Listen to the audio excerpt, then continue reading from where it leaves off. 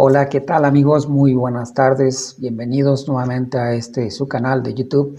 Mi nombre es Alejandro Galván. Les doy la bienvenida nuevamente a una enseñanza más que vamos a transmitir a través de este medio. Durante este tiempo estaremos enseñando un poco de lo que Dios quiere que hagamos en tiempos de la pandemia. Cómo vencerla, cómo derrotarla, cómo acabar con ella. El secreto no está en una medicina, el secreto no está en cómo a veces cubrirnos, protegernos, aunque nos va a ayudar mucho. Es necesario protegernos con cubrebocas y los elementos que nos dan y las enseñanzas y los mandamientos o lineamientos que nos está dando la Secretaría de Salud a través del gobierno federal y pues en algunos lugares los estatales o municipales.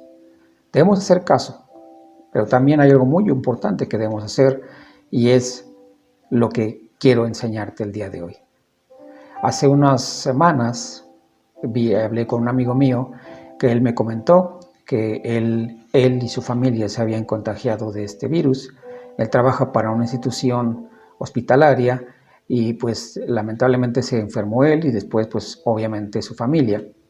Pero afortunadamente, gracias a Dios, están bien, han salido bien toda la familia de este elemento, de esta situación. Otra amiga mía también de hace muchos años, también ella y su familia se contagiaron. Es decir, este virus sí es verdadero y sí es real. Así que vamos a hablar del cómo enfrentarlo y yo creo y estoy seguro que podemos aprender de esto y aplicarlo en nuestras vidas para poder vencer a este virus. Bien, vamos a la palabra de Dios. Recordemos que la palabra de Dios es viva y eficaz y más cortante que espada de dos filos. Así que la palabra tiene vida y nos va a enseñar cómo poder enfrentar esta situación. Vemos entonces en la Biblia, en el libro de Números 16, una historia. Números 16, 42 al 50 podemos ver esta historia. Había una situación de rebelión muy fuerte en la nación de Israel. El pueblo se había rebelado contra su autoridad de gobierno, que era Moisés, y su autoridad espiritual, que era Aarón. Se habían rebelado contra ellos y sucede que Dios envía una mortandad a ese lugar debido a esa rebelión en contra de ellos, de las autoridades, pero también inclusive en contra de Dios, pues le reclamaban a Dios que porque estaban padeciendo en el desierto, porque estaban padeciendo una situación difícil y se rebelaron contra Dios. Así que sucede que empieza a suceder una mortandad, empiezan a caer gente muerta. Así que Moisés envía a Aarón y le dice, toma el incensario, pon fuego en él, corre, pon incienso y párate en medio de la congregación y haz expiación por ellos. Es decir, ponte en la brecha, clama, pide por ellos para que no llegue la mortandad a sus vidas. Aarón toma el incensario, pone el fuego, el carbón encendido, lo pone en el incensario y empieza a correr, y durante el trayecto pone el incienso, llega al lugar donde está la congregación, se para en medio de la congregación y prácticamente se puso entre los muertos y los vivos y cesó la mortandad. El incienso que le dijo que pusiera Moisés a Aarón fue importante, porque si Aarón hubiera ido solo, simplemente no sucede nada. Había que poner incienso en ese incensario, había que poner ese incienso, ya que produce humo y aparte un aroma que puede llegar a Dios. Era un clamor, era una oración, era una intercesión por el pueblo en ese momento. Estaba muy fuerte la situación de mortandad. De hecho, dice que ese día, por la rebelión que hicieron, murieron 14,700 personas. Por una rebelión, una mortandad terrible.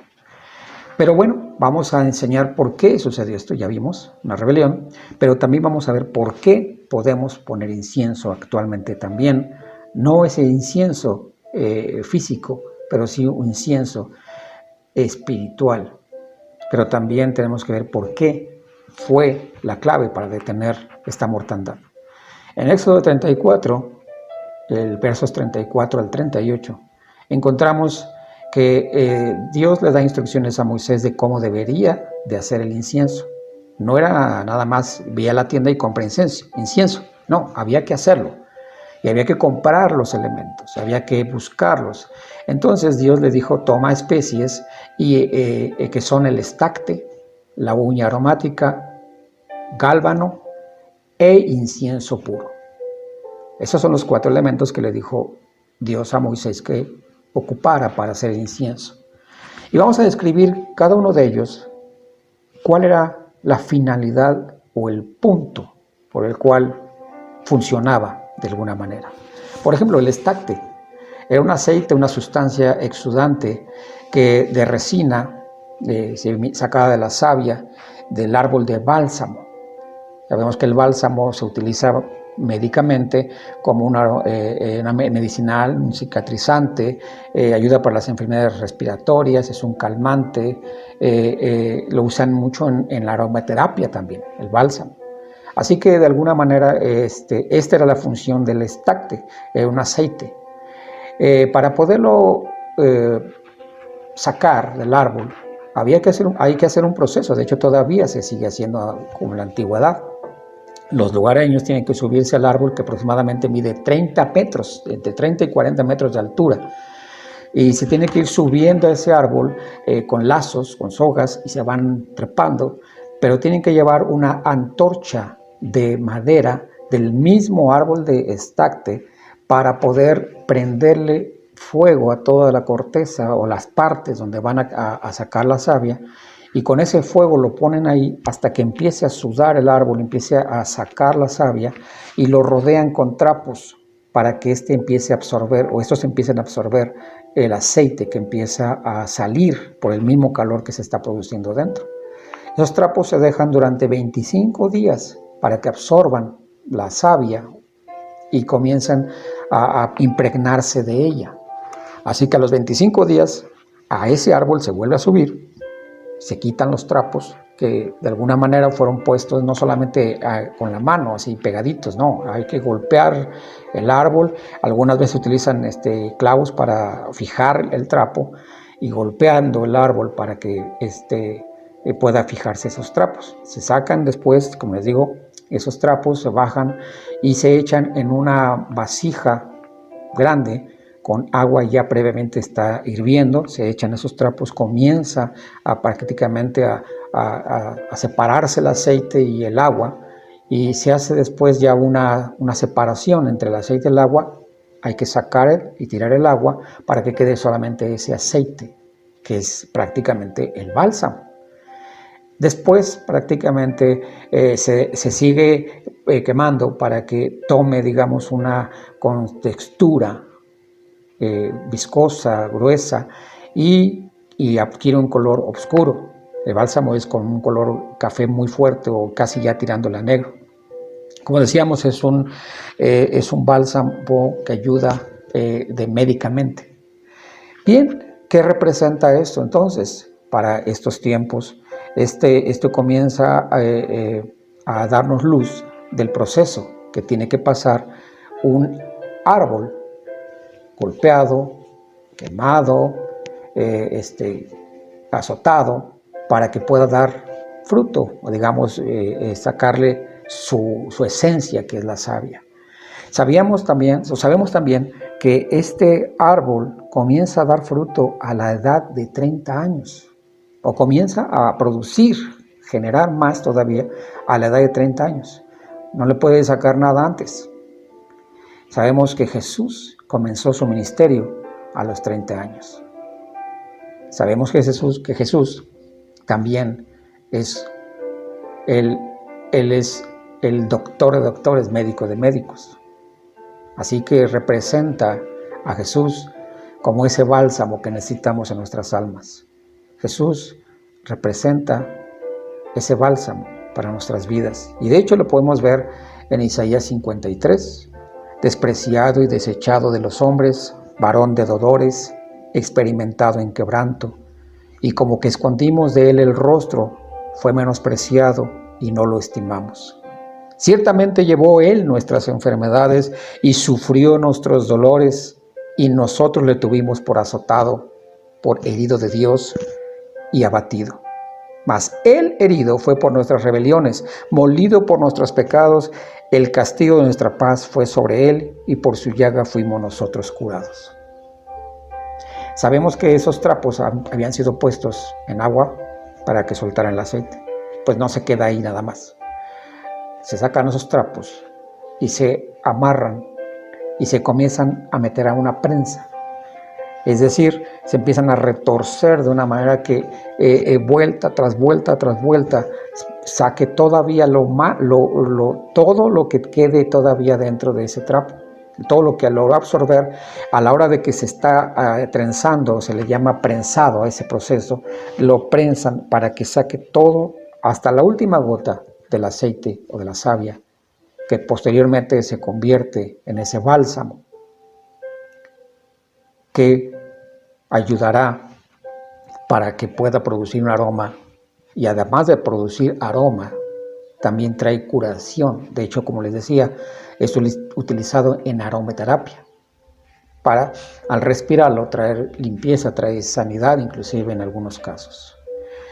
Bien, vamos al segundo elemento, que es la uña aromática.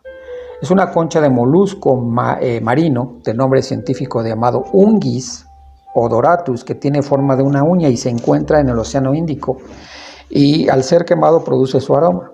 Para poder sacarlo hay que entrar a las profundidades del mar Índico y buscarlo, y después de que uno lo busca lo sacas, se abre, y lo que importa ahí es no el interior sino la concha. Es la que se golpea, se empieza a moler para producir, digamos, el polvo de esa concha o de esa llamada uña, y solamente produce aroma cuando es puesta en el fuego, pero hay que meterse a las profundidades del mar para poder sacarla. Y Jesús nos narra una historia precisamente sobre esta situación, de cómo Él mismo se sintió cuando Él estaba en la cruz. Dice: sálvame, oh Dios. Eso lo podemos ver en el Salmo 69, del 1 al 3. Porque las aguas me han llegado hasta el alma. Me he hundido en el cieno profundo y no hay dónde apoyar el pie. He llegado a lo profundo de las aguas y la corriente me cubre. Cansado estoy de llorar, reseca está mi garganta y mis ojos desfallecen mientras espero en Dios. Jesús, este salmo fue escrito años antes del proceso de sacrificio en la cruz de Cristo, pero es un salmo profético de cómo Jesús estaba hablando de ese abandono, de esa soledad, de ese voltearse de Dios para no verle a Él en el momento en que estaba siendo crucificado, y que el mismo Jesús sintió en lo profundo de su ser. Es más, desde que estaba en el huerto del Getsemaní orando para que Él no pasara por esta copa, por esa situación, ahí empezó. Dice que salía un sudor de Jesús en ese momento, que inclusive decían que era sangre. Así que era un clamor de Jesús, y que bajó a las profundidades, como Él nos explica aquí. Él sintió como descendía a las profundidades del mar. Y bueno, sabemos que Él descendió al Seol. Cuando Él murió en la cruz, dice que descendió al Seol y resucitó al tercer día. También nosotros podemos ver aquí que Él nos habla de esto, de este proceso en el incienso. El tercer elemento, gálbano, es una resina gomosa y pegajosa de olor desagradable, que se extrae de la raíz de una planta de la familia de las apiáceas llamada férula gumosa.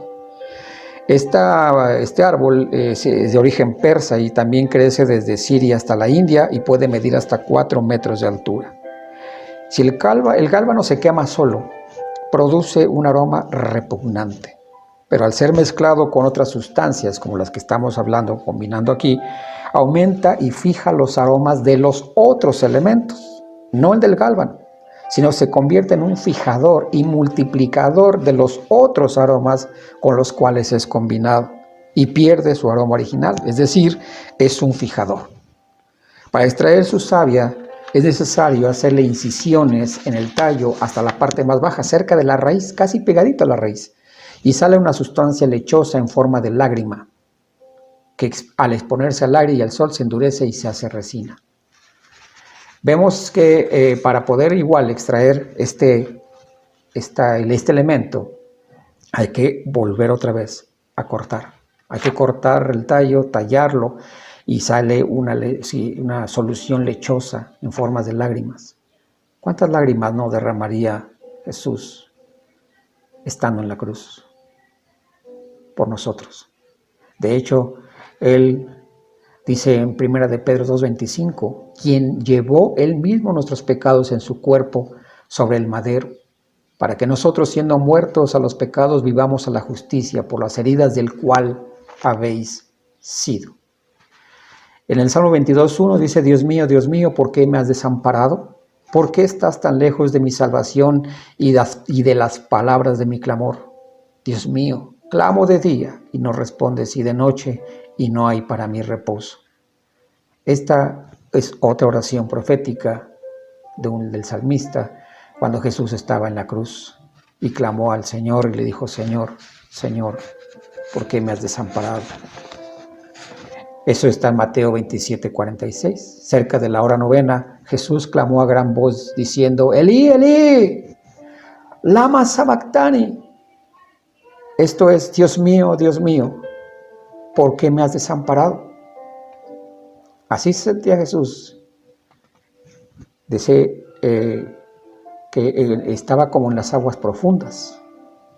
Y aquí vemos que estaba escondido en la raíz. En lo profundo también, en lo más bajo de ese árbol. Para poderle sacar hay que cortarlo. Jesús fue perforado su costado, de cual salió agua. Cuando el soldado romano puso su lanza en su costado, agua salió del cuerpo de Jesús. Jesús representa también este elemento. También vemos el incienso puro. Es una resina gomosa de color amarillo o rojizo con olor suave a madera, muy aromático al arder. Lo produce un árbol de género de boswellia de Etiopía llamado olivono. Para producir la resina o el incienso se le hacen incisiones a los troncos y se raspa la savia y empieza también igual a meterse en vasijas esa resina. También lo que la palabra incienso significa es encender, que viene del latín incensum, y eso significa también humo. El humo que va a producir el incienso para cubrir aquel lugar con el humo no permite la visibilidad clara del lugar o donde se prenda el incienso, no se permite la visibilidad, y Dios lo usaba de alguna manera el incienso, ese humo, para no ver a los sacerdotes cuando entraban al templo. Ellos tenían que poner el incienso y humear el lugar de la presencia de Dios para que no pudieran ser vistos. Así que vemos ya los 4 elementos: el incienso, el sándalo, el gálbano, vemos la uña aromática y vemos el estacte.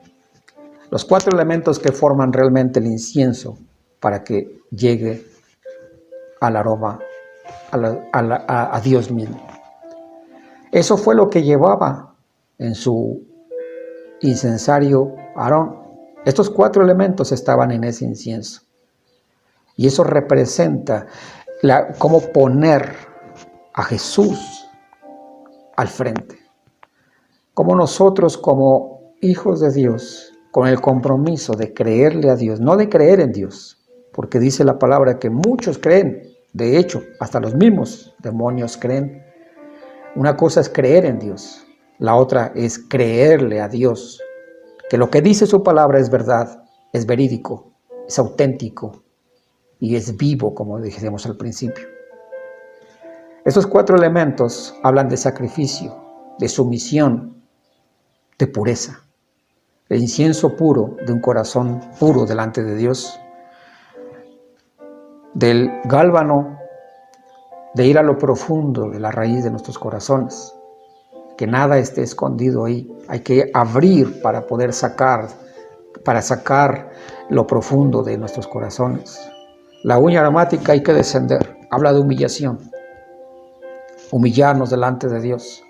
Un corazón que se humille, contrito y humillado delante de Dios. Y el estacte. Un corazón sano. Un corazón que no guarde rencores, que no guarde odios, que no tenga nada en contra de nadie. Esos 4 elementos representan hoy nuestro corazón. ¿Cómo tenemos que presentarnos delante de Dios? Sin rencores, sin odios, sin nada que nos pueda avergonzar en contra de algo, de alguna persona, de algún familiar.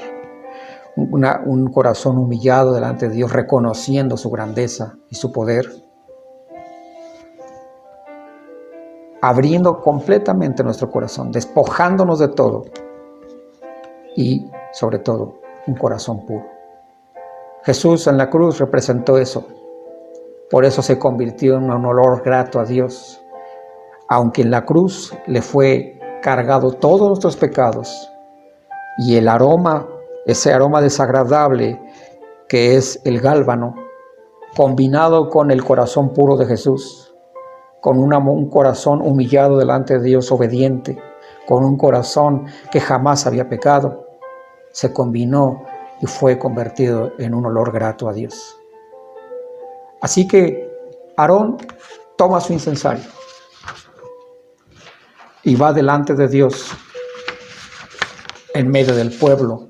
Y cuando hace este acto, lo que está haciendo es una intercesión por el pueblo, para detener la mortandad. Sé que muchas iglesias, congregaciones están orando por las naciones, por los pueblos, para detener la mortandad. Pero muchos le van exigiendo a Dios. Muchos se van quejando con Dios por lo que está pasando. Muchos se están rebelando contra sus autoridades. Lo vemos aquí en México. Por más que el presidente y sus secretarios de salud estén haciendo lo correcto o estén haciendo lo que de alguna manera les toca hacer, nada satisface a mucha gente. Se quejan que porque hay muertos, que porque no la curva no se aplana, que porque esto, que porque el otro, y se están rebelando las autoridades. Y cuando se les habla de Dios, muchas veces culpan a Dios. Si Dios fuera, si Dios nos amara, no permitiría esto. No es así. Todo esto tiene una consecuencia. El pecado, la rebelión, el alejarse de Dios, el distanciamiento de Dios. No quiere decir que ha habido un juicio contra México. Pero esto nos puede enseñar a buscar a Dios ahora. Esto en lugar de alejarnos nos debe acercar. Esto en lugar de enojarnos contra Dios nos debe hacer reaccionar y poner nuestro corazón en orden. Si hay cosas que dejar, si hay rencores, si hay odios, si hay raíces de amargura, sacarlas de nuestra vida. Es lo que hacía uno de estos elementos, el gálbano. Si hay pecado, fuera el pecado. Todo eso tenemos que hacer. Tener un corazón puro, un corazón manso, un corazón obediente, un corazón humillado delante de Dios. Entonces, ahí, como hizo Aarón, correr delante de Dios, correr a su presencia, ir delante de Él y con esa actitud correcta, con ese corazón correcto, con esa sensibilidad, empezar a interceder por el pueblo. Yo te voy a decir algo. Aquí, Dios no le dijo a Moisés que hiciera esto, ni a Aarón. Moisés de sí mismo decidió detener la mortandad. Se humilló delante de Dios. Y como vio que la mortandad ya estaba en camino, él mismo ordenó a su hermano y dijo: ve corre, corre, ve y párate en medio de la congregación y haz expiación por ellos. Es decir, párate en medio de la mortandad y la vida. Y nuestras oraciones muchas veces son: Señor, que no nos llegue el virus. Guárdanos, Señor, del virus. Pero no hay un clamor, no hay una intercesión, no hay un dolor. Nos tenemos que doler con aquellos que el día de hoy están padeciendo esto. Familias que han perdido a un ser querido y que no han podido estar con ellos, que no han podido despedirlos, ni siquiera han podido enterrarlos. Gente que vive en este momento un corazón dolido por haber perdido a un familiar muy amado. Nosotros tenemos que interceder como si nosotros mismos estuviéramos padeciendo esto. No una oración. Una oración sencilla no toca a Dios. No sencilla en cuanto a la palabra, sino sencilla en esencia. Cuando no lleva esencia, no lleva poder la oración. Cuando nosotros entendemos que hay que humillarnos, que hay que tener un corazón puro, que hay que librarnos del pecado, que hay que presentarnos delante de Dios con humillación, reconociéndolo a Él, entonces Él escucha la oración y sube a Él como ese incienso, sube a Él como un clamor, no como una oración simple. De hecho, Dios nos enseña a través de su palabra, dice en Apocalipsis 5:8, cuando tomó el libro, los 4 seres vivientes y los 24 ancianos se postraron delante del Cordero, y cada uno tenía un arpa y copas de oro llenas de incienso, que son las oraciones de los santos. ¿Se dan cuenta cómo es importante entender cómo debemos orar? No es solamente una oración, una palabra. Tiene que salir desde adentro del corazón, que se convierta en ese incienso que toque el corazón de Dios. En el Salmo 141:2 dice: sea puesta mi oración delante de ti como incienso, al alzar de mis manos como la ofrenda de la tarde. Apocalipsis 8:3 dice: otro ángel vino entonces y se paró ante el altar con un incensario de oro, y se le dio mucho incienso para añadirlo a las oraciones de todos los santos sobre el altar de oro que estaba delante del trono. Y de la mano del ángel subió a la presencia de Dios el humo que habíamos comentado, del incienso de las oraciones de los santos. Nos damos cuenta entonces ahora qué importante es esto. El humo nos va a cubrir. El humo no permitirá que nosotros nos presentemos, diríamos, indignamente delante de Dios. Ya Cristo hizo esa obra en la cruz. Él se convirtió en ese incienso delante de Dios, que por eso hoy tenemos acceso al Padre. Pero no porque ya tenemos el acceso podemos entrar así desparpajadamente delante de Dios y exigirle, reclamarle, atrevernos. Inclusive algunos dicen que hasta le tuercen la mano a Dios para que les responda a sus oraciones. Y no es así. A Dios no se le tuerce la mano, se le toca el corazón a través de la actitud. Si tenemos que descender como descendió Jesús, humillarnos, hagámoslo. Si tenemos que perdonar, perdonemos. Si tenemos que dejar atrás rencores, hagámoslos. Si tenemos que entender que tenemos que sentir el dolor de los demás en nosotros mismos para orar de una manera diferente, hagámoslo. Tengamos y hagamos misericordia de los que hoy están padeciendo este virus. Hagamos una oración poderosa con un corazón contrito y humillado. Yo te invito a que juntos hagamos algo diferente. Despojémonos de todo aquello, dejemos atrás todo eso y vayamos delante de Dios con un corazón puro. Si hay que pedir perdón, hagámoslo. Si hay que pedir perdón a Dios, hagámoslo. Si hay que arrepentirnos, hagámoslo. No dejemos pasar las cosas así y hagamos que no sabemos. Oremos en este tiempo. Padre, en el nombre de tu amado Hijo Jesús, venimos delante de ti, Señor, en una oración con un corazón contrito y humillado, un corazón que te reconoce a ti, un corazón que busca, Señor, obedecerte.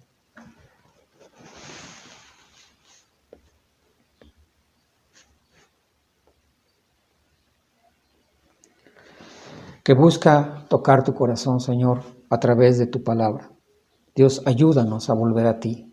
Si hay cosas que tenemos que dejar, las dejaremos. Si hay cosas que tenemos que dejar de hacer, pedirte perdón, buscar tu rostro, Señor, lo hacemos. Porque hoy intercedemos por nuestra nación, intercedemos por aquellos que están padeciendo este virus, aún los que están en hospitales, los que están, Señor, en casa, enclaustrados desde más de 40 días. Señor, los que están padeciendo en este momento hambre por causa de no tener dinero para poder comer. Señor, esto no solamente es un virus que está matando, sino que es un virus que está contaminándonos el alma, los sentimientos. Hoy hay gente que se revela a ti, hoy hay gente que está teniendo miedo, terror inclusive, Señor, y no debemos dejarnos gobernar por el miedo y el temor. Clamamos a ti, Señor, por nuestra nación. Detén la mortandad de nuestra nación. Buscamos tu rostro humillados, sabiendo, Señor, que en la cruz del Calvario tú te convertiste, Jesús, en ese incienso que logró abrir el corazón de Dios para perdonarnos y acercarnos confiadamente el día de hoy ante tu presencia, Señor.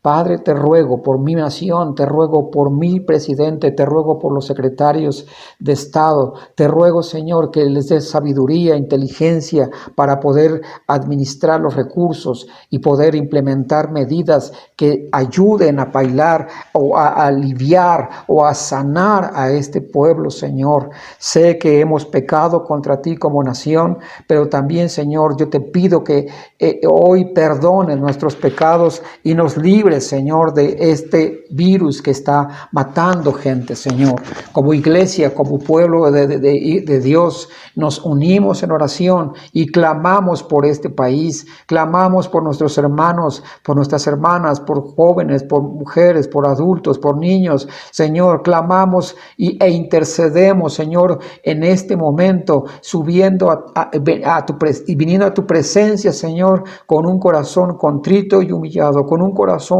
puro, con un corazón, Señor, que trae, desea que traigas ese bálsamo a aquellos que en este momento, Señor, están padeciendo la pérdida de algún familiar. Dios, te ruego por mi país, te ruego por mi nación, te ruego por mis hermanos, te ruego por mi familia, sí, te ruego por mis amigos, Padre, pero te ruego también por esta nación que te necesita. Te doy gracias y espero, Señor, en verdad, hoy tu respuesta. Con amor y con humildad te lo pido en el nombre de Cristo Jesús.